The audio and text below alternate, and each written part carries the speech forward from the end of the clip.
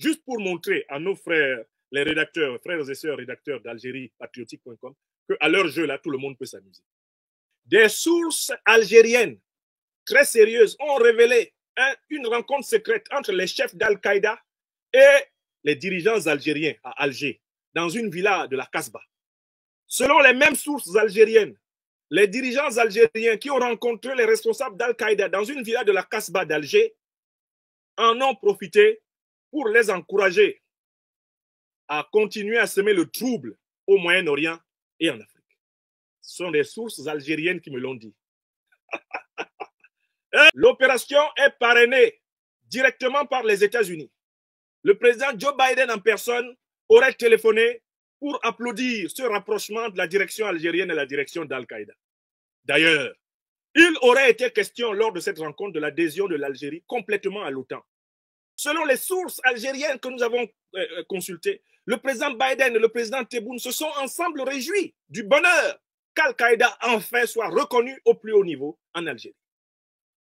À cette occasion, les États-Unis auraient décidé de débourser 50 milliards de dollars pour soutenir le programme de lutte contre la pauvreté en Algérie.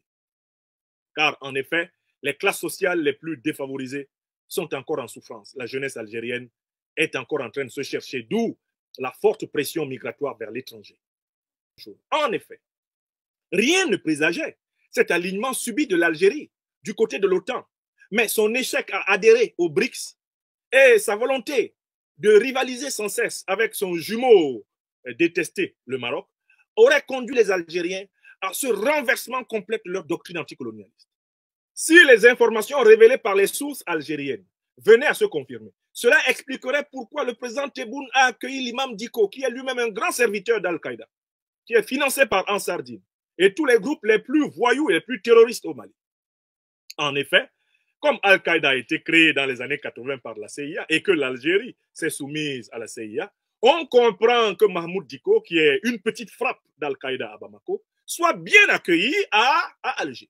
Le piteux prétendu religieux malien, ennemi du peuple malien, a ainsi été réhabilité par les autorités algériennes parce que celui-ci, enfin, protégé par Al-Qaïda, se sent en sécurité auprès des autorités algériennes qui ont elles-mêmes pactisé définitivement avec Al-Qaïda et l'ordre diabolique de l'OTAN, se retournant par le fait même contre le peuple palestinien qui souffre des sionistes. Point. À Banapé ou bien l'article là, il n'est pas bon. L'article d'algériepatriotique.com est écrit exactement comme ça. Et on peut prendre cet article, on le met sur une colonne de gauche, on fait une colonne de droite et on rédige un article aussi diffamatoire, un article aussi mensonger contre les autorités algériennes. Est-ce que c'est ce que veulent les autorités algériennes? Est-ce que c'est ce que veut le site Algérie Patriotique? Ils veulent qu'on entre dans une bataille de la désinformation. Parce que ce qu'ils ont écrit contre les autorités maliennes, c'est un tissu de mensonges.